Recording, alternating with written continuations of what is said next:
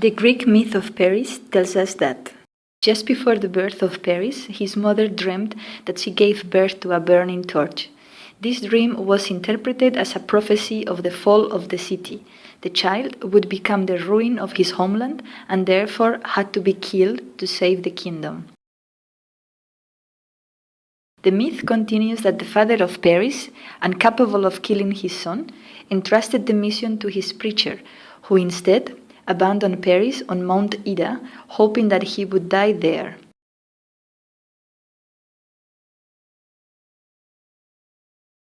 But astonishingly enough, Paris didn't die.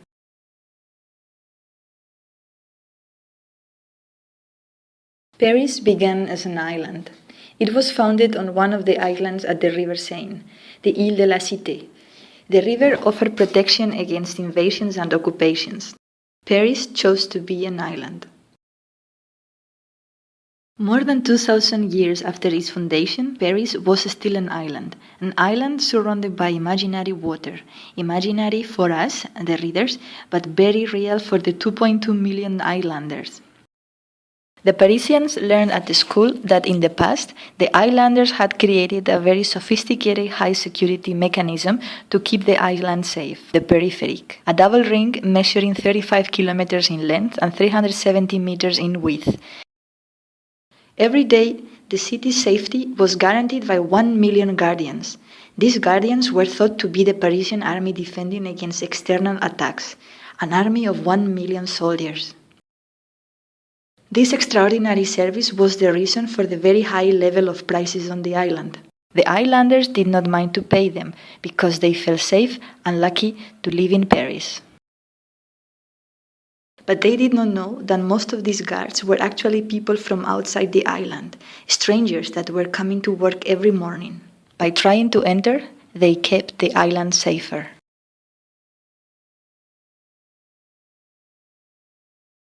That was the most sophisticated aspect of the peripheric, and also its best kept secret.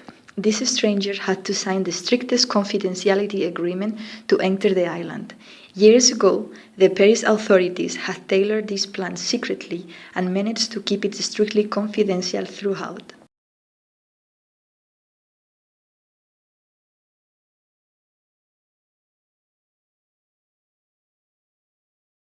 Paris was an island in every direction. It could grow neither horizontally nor vertically.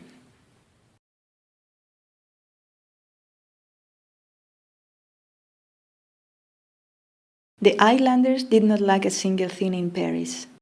As Charles V had said, Paris is not a city, but a universe. However, there were some urban legends about the existence of fantastic places beyond the confines of the island. One was based on the fact that no traces of the famous Château de Versailles, believed to have been only a mythological place, had ever been found on the island. But some islanders maintained that the chateau once existed, but that the king had it built outside the island. Nobody took that seriously, though. Among the children, rumors circulated about a fantastic park, a dreamlike place somewhere to the east, a real paradise for kids, but no one believed what children said anyway. And at the 18th arrondissement, some people claimed to have seen an undefined silhouette resembling an extraterrestrial version of the Arc de Triomphe and in a perfect alignment with it. And some even dared to proclaim that they came from a place beyond the island, called something like banlieue. The authorities took special care of these poor souls and put them in special mental institutions. With the advent of new technologies, rumors spread more quickly. A growing number of islanders started to wonder about this place called banlieue and kept telling others about it. Over time, the Chinese whisper effect turned banlieue into banlieue and then banlieue, until finally becoming bon lieu, meaning the good place. Its very positive connotations generated in the most inquisitive Icelanders a growing desire to verify its existence somewhere outside the island, and they organized the first secret expedition, the Bon Lieu One.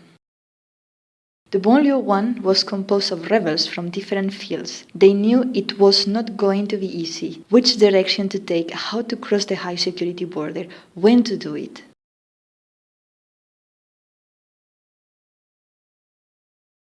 They decided to exit through the Stadium Paul Favre near Porte Maillot.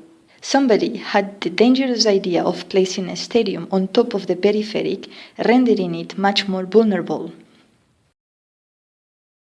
Due to regular technical maintenance, every night a small part of the peripheric was free of guardians from 9 to 6. It would be the turn of Porte Maillot in 6 days.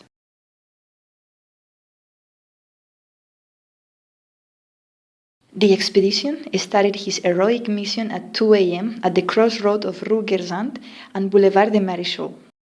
After 2 hours of marching in the darkness, climbing fences and crawling along the outer ring, the rebels had almost reached their destination.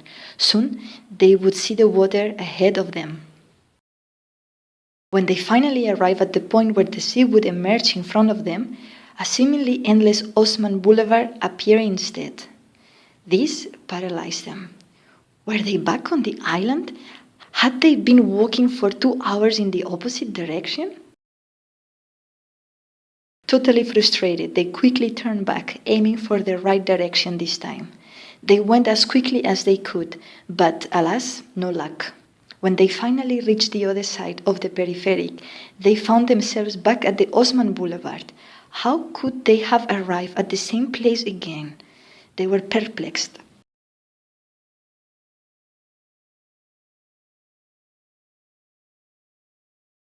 A second expedition was quickly organized. This time, the explorers tried to reach the end of the island by boat, navigating the river and the canals. They started off at the Bassin de la Villette. They crossed the park and soon they saw the peripheric in front of them. They were almost there. They evaded the guardians and reappeared anticipating to see the water. But imagine their surprise when, after crossing the peripheric, they found not the endless sea, but a vast urbanized territory.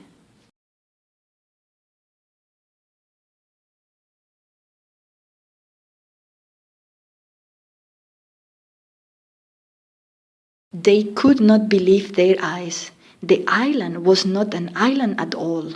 They had discovered a new world. Astonished, they sailed on. They documented everything they saw, large industrial areas, compact version of the peripheric. Along the way, they carefully collected samples of materials and species.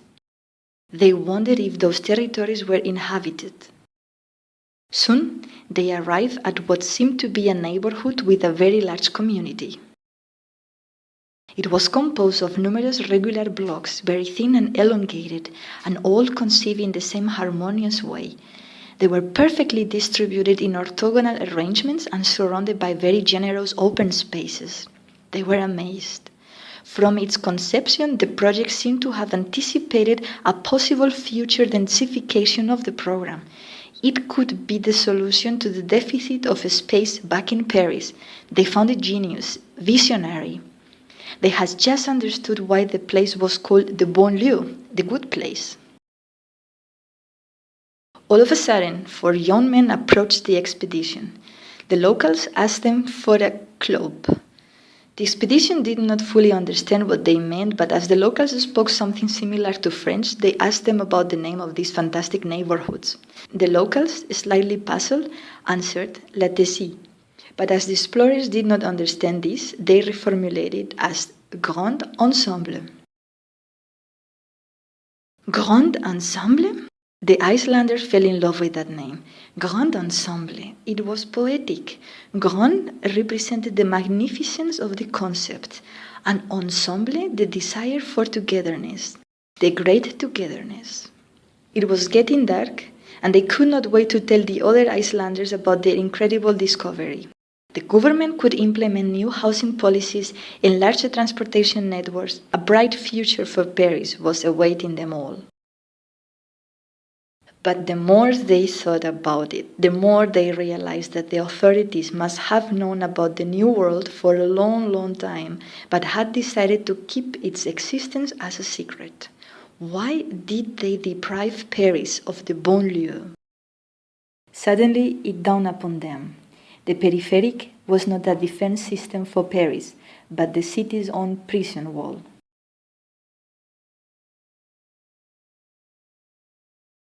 After arriving back on the island, the explorers kept their findings secret.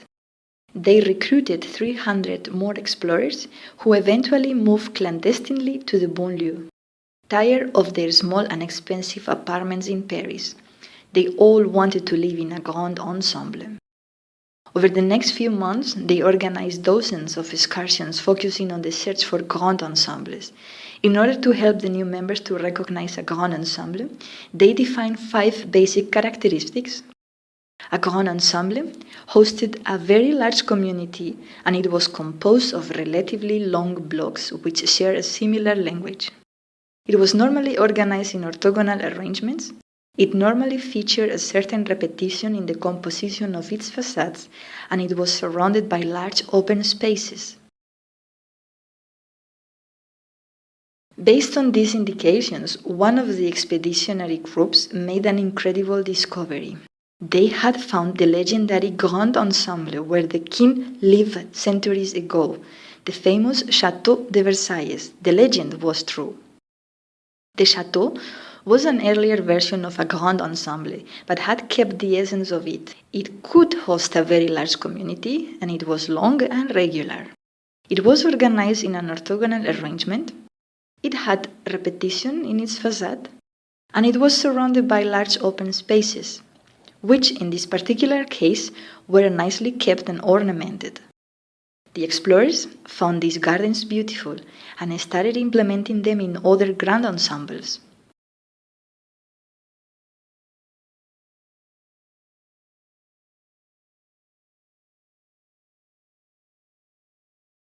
More and more artists were moving secretly to the banlieue. One day, the famous couple who years ago had wrapped the Pont Neuf in Paris proposed to make one of their iconic interventions in a grand ensemble. The result was spectacular. Everybody in the New World loved it. But it was this popularity that caused a turning point in the history of Paris. Photos inadvertently infiltrated the island, and the existence of the banlieue became undeniable.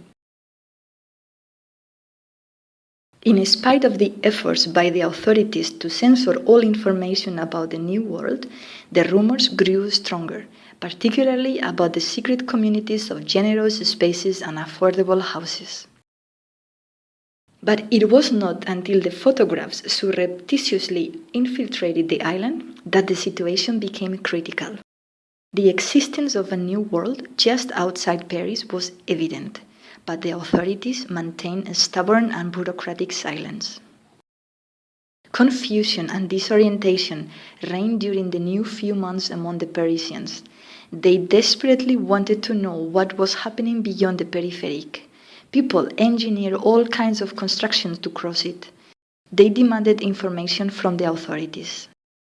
The authorities finally owned up to the fact that Paris was not an island, but they rejected to open the peripheric as it granted protection from the exterior.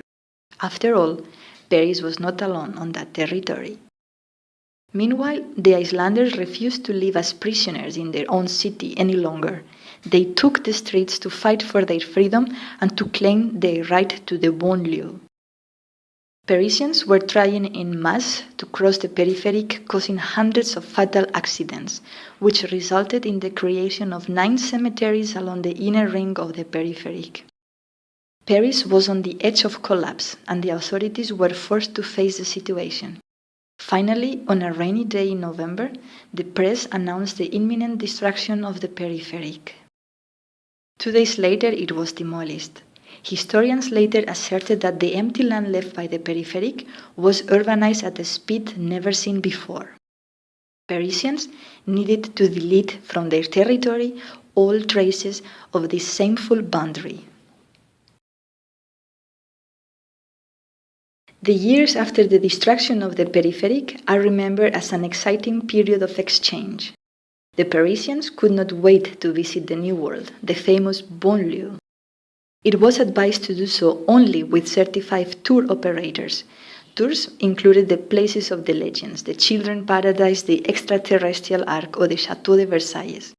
Yet the Grand Ensembles were undoubtedly the top destination for all the tours. Parisians were captivated by the spaciousness, the amount of natural light, the views, the forms, and little by little people started selling their Paris apartments and moved into the New World. This became a growing trend. Even renowned figures showed an urgent interest in these new territories. After the demolition of the peripheric, strong synergies were created between the territories on both sides. The 18th arrondissement found perfect partners in Saint-Denis and Aubervilliers and was the first to secede from the confines of Paris. The 16th arrondissement had a lot in common with its neighbor Neuilly-sur-Seine and formed the next alliance, taking with it the Bois de Boulogne. The Bois de Vincennes was reclaimed by the adjacent commune of Val-de-Marne.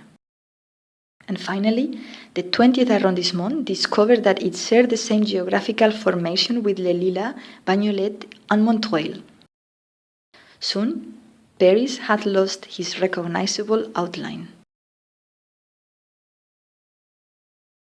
The decreasing interest in living in Paris resulted in a reduction in prices.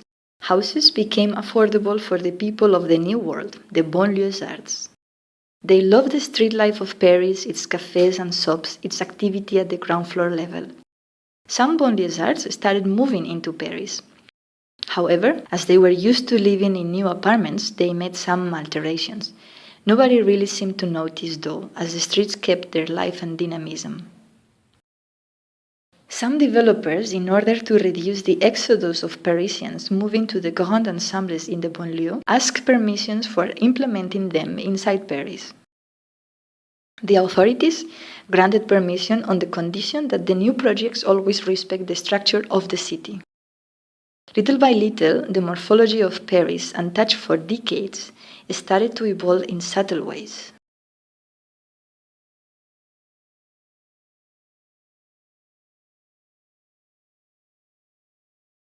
The banlieusards that had moved to Paris wanted to use their savoir-faire to help their host city becoming a more agreeable place.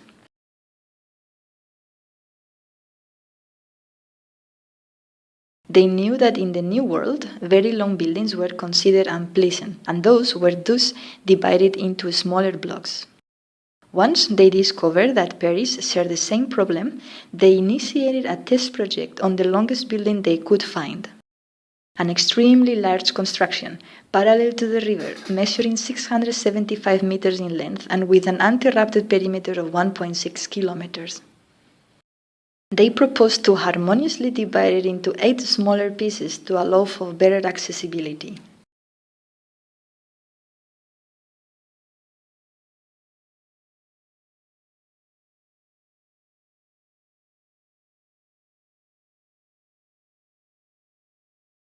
In the New World, the new inhabitants, accustomed to the inherent logic of Paris, work on a strategic plan for the creation of poles of attraction throughout the territory. The large garden at Sarcelles, measuring 300 by 150 meters, was an ideal Champs de Mars to host an Eiffel Tower.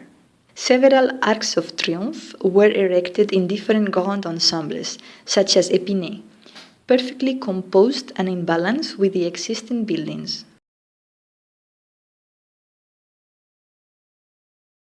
Or Sarcelles, where in an extraordinary coincidence the module of the tower had the same envelope dimensions as the one of the arc, so fortunately only one piece needed to be demolished. The elegant monumentality of the concrete esplanade at Champponteux could be enhanced by a symbol such as the Luxor obelisk, which was transported directly from Paris as it was once brought over from Egypt anyway, and the instructions for assembling it were still available at its base. To see the old symbols in the New World brought a bit of nostalgia to some ex-Icelanders, who introduced some Osman facades to the Grand Ensembles.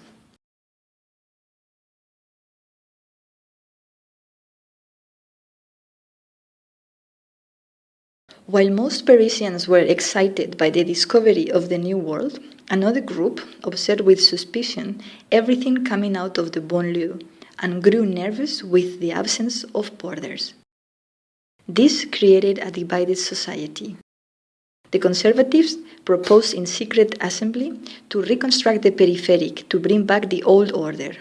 After much discussion, a committee approved the idea in secret. While searching for the original plans of the peripheric, someone found a map of a much smaller Paris surrounded by another type of peripheric called fermiers généraux. They had discovered the authentic limits of Paris.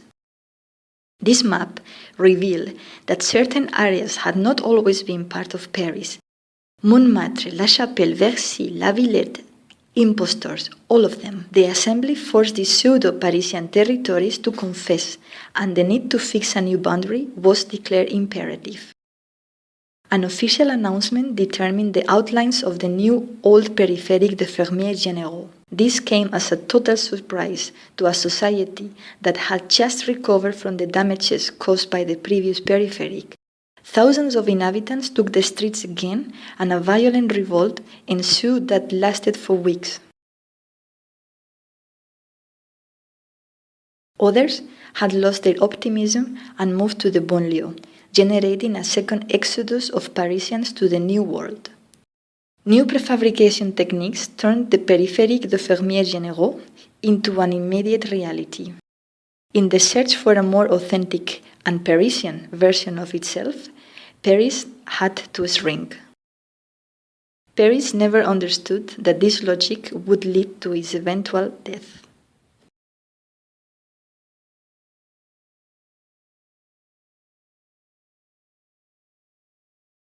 While Paris set ever clearer limits to its size, people in the New World started wondering about theirs. The locals seemed confused when asked about boundaries. One of the newcomers from Paris, an architecture student, decided to investigate it for himself. He took his belly bike and started riding around in search for the limit. Every now and then, he asked the locals if he was still in the banlieue, but they all came up with different answers. And thus, the student continued cycling. After some months, his belly bike was found in Bamako, North Africa. Even more confusion ensued when the locals were asked about the real name of what they used to call the New World. The answers were as different as Agglomération Parisienne, la banlieue, Métropole Grand Paris, la Métropole Paris-Île-de-France, Département de la Seine, Paris, Métropole Parisienne, until one day somebody answered, Grand Paris. Grand Paris was the name. It truly represented what the new territory was, a Grand Paris, but not Grand because it was an extension of the central and smaller Paris, but Grand because it was a better and more exceptional version of it. Grand Paris, that would be the name of the New World. The big population loss affected Paris enormously. Tourists visited Grand Paris without even so much as passing through Paris. They massed there to see the new symbols, the grand ensembles, the New World. The souvenir industry began to focus on Grand Paris. Most of the restaurants, shops and boutiques in Paris had to close only to reopen in Grand Paris. No further proof was needed that these visionary ground floors had been patiently waiting to be filled with these future activities. While the New World was getting fuller, the streets of Paris became emptier. The most prestigious streets suffered decadence at first, but little by little, the new situation became the norm. More and more buildings were abandoned. There was no budget for the maintenance of public space or for investment in new projects.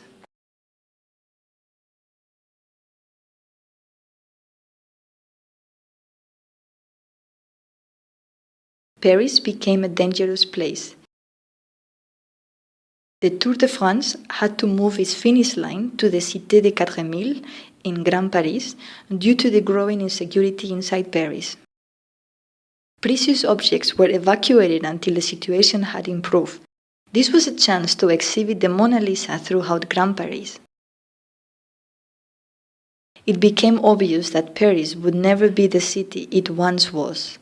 It had been an illusion, an unsustainable dream for many years. Paris had always thought of itself as a center without a periphery. Paris had become its own banlieue.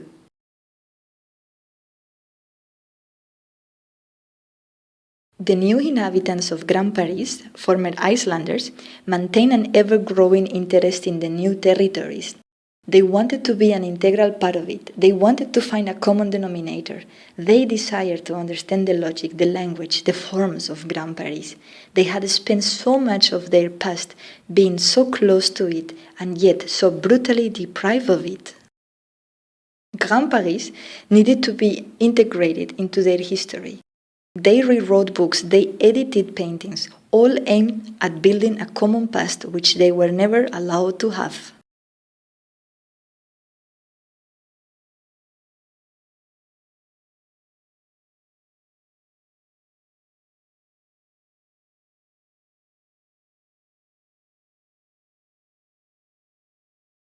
In the New World, every inhabitant, local or ex-islanders, shared the same idea.